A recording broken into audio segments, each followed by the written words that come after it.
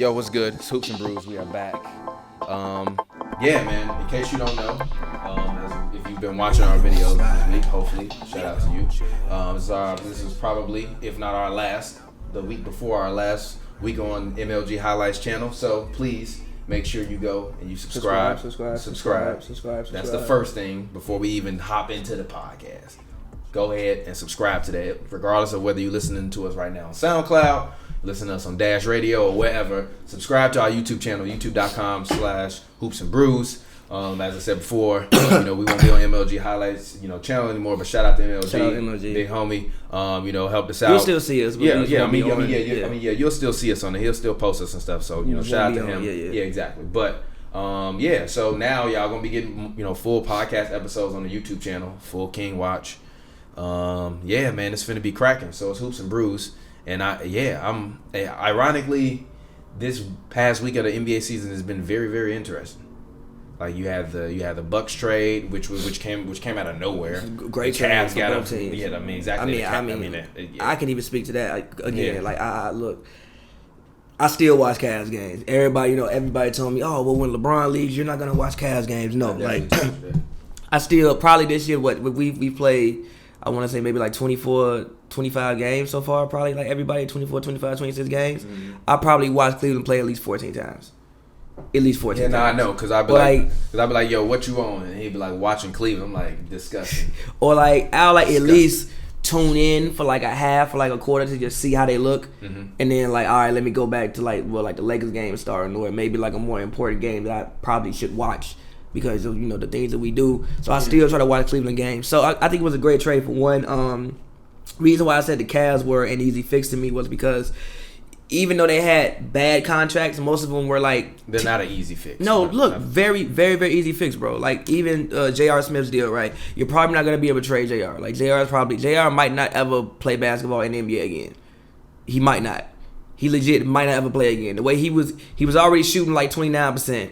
He couldn't really put the ball on the floor and get to the rim like he used to. After the finals debacle, I don't think JR is going to play in the NBA anymore again. Wow. But he has a team option. So, yes, he has like $15 million, but it's a team option. We decline it. We get that cap room. Also, George Hill, he had a team option, which is why the Bucks were willing to take him. Also, watching the Bucks Warriors game from last night, it's certain times with Eric. Why the fuck do you keep saying last I'm sorry. night, G? What, like, do you know how watching the Bucks Warriors games? Watching the Bucks Warriors game that came on Friday, the one when the Warriors won. I think Steph had about like 20 points, but at least 10 of them came off defensive breakdowns by Eric Bledsoe. So it's certain situations, and even in the playoffs last year, remember when Terry Rozier sent that man underneath the basket and then stepped back for three? Yeah, like that's not happening to George Hill. You saw what happened when Terry Rozier played George Hill. Terry Rozier did not play the same when he played George Hill. Sorry to say you can say what you want to say about George Hill, but George Hill is a longer defender than what Bledsoe is, and probably a better defender than what Eric Bledsoe is. I really don't like this Eric Bledsoe versus George Hill matchup. Doesn't really interest me. Like I think whoever that they decide to go with, or whoever coach Budenholzer, right? Budenholzer decides to go with will be a good fit for them. Like and for Cleveland, you also get a first round pick. So for Cleveland, you just want to get picks. You get 2 picks for Korver. You got 2 second rounders for Korver. I think you got a first and a second rounder for George Hill, and you got to get rid of his contract. You take in Delly, which I'm not mad at taking back Delly. Like I thought that Delly, like I love Delly as a Cav. I was actually kind of hurt when Delly left the Cavs. I think that Delly could have helped. I love Delly. Nah, bro, you can't tell me even like the next year after. You can't tell me Delly wouldn't have helped more than Deron Williams did. I forgot Deron Williams. Deron Williams was on that 2017 Finals team. Deron Williams was on that team. You can't tell me Delly wouldn't have helped more than Deron. Chase Steph around, G. Just chase him around. Do what you did the previous 2 years. Chase him around, G. And you get John Henson. John Henson, look. Now this front line for Cleveland becomes very interesting. Tristan, look, he got $82 million. I think he got 2 years left on his deal. But Tristan's been great this year. Like amazing. There was a certain point in time. Now, granted, it's not anymore because he played. I think they played the Kings last. I think he had like 10 and 8 in that game. It wasn't the best, but. Before that, for the month of December, he was averaging 17 to 17. So he's been great. So like Tristan is to me is a foundational piece that should never leave Cleveland. He's like a culture guy. He's drafted there. He's been there. He knows the culture. He's champion. He's made 4 straight finals runs, so he can like speak to what it takes to win. He's been through the drama. You keep him. You add John Henson in. Now you come back with next year. Now look, I don't think Collins the best Tristan Thompson is the answer. Look, man, I don't think Tristan Thompson is the answer. Look, man, I don't think Collins Sexton is the best point guard, but he can score. He can score. I can't take that away from him. He can score. He don't look at nobody else on the court right now. He has no idea how to play the point guard position, but he can score. So next year you come back, you get Kevin Love back. Hopefully he can stay healthy. You get a draft pick. It's probably gonna be a top 5 pick. I think that if Kevin Love comes back, they'll be better, but they won't be so good that they won't get a top 7, top 6, top 5 pick. So you bring all that in, you get some of those contracts off. I tell Kevin Love to stay at home.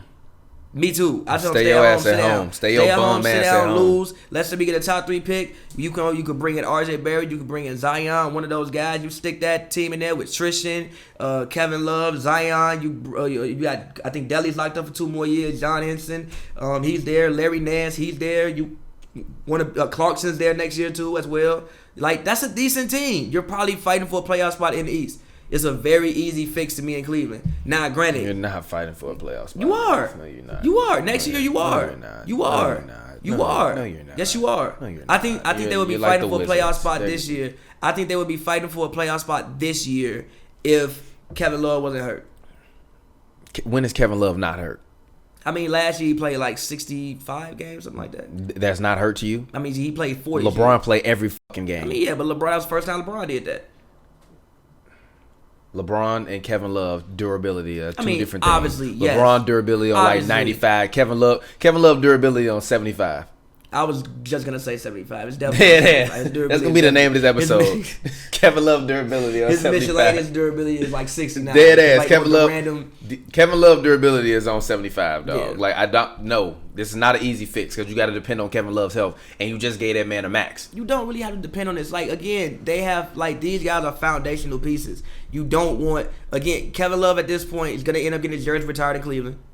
Yeah, he's will. So this is like these guys. Tristan might get his jersey retired too. Honestly, dead ass. Tristan might get his jersey retired as a Cav. So you just want to keep foundation. You don't want to have to rebuild the entire culture. You don't want to have to do that. Like when Brian left the first time, you had to rebuild the entire culture. I mean, you didn't have anything. You didn't have anything. But no, he came later. I know, but he came because you had nothing. Yeah, but until you got him, there was nothing. A time in which Cleveland lost 26 straight basketball games. There's never a time this year in which they would lose 26 straight basketball games. Don't speak too soon. They're not gonna lose 26 straight basketball games. Look, if you trying to get a little jump man, yes. They're not gonna lose 26. You trying to get a little jump man, yes. They're not gonna lose 26. If you're trying to get a little jump man, yes. No, they're not gonna lose 26. Yes. If I'm trying to get a little jump man, I'm trying to lose every game. And I would like RJ honestly over Zion for this team. Yo, what's good? It's your boy TPJ. Yo, what's good? It's your boy Pavy. Yep, Hoops and Brews. This is our last month on MLG Highlights, so make sure that you hit subscribe to our channel. The link is in the description. Subscribe now. Shout out to the homie MLG. Make sure you subscribe. The link is in the description.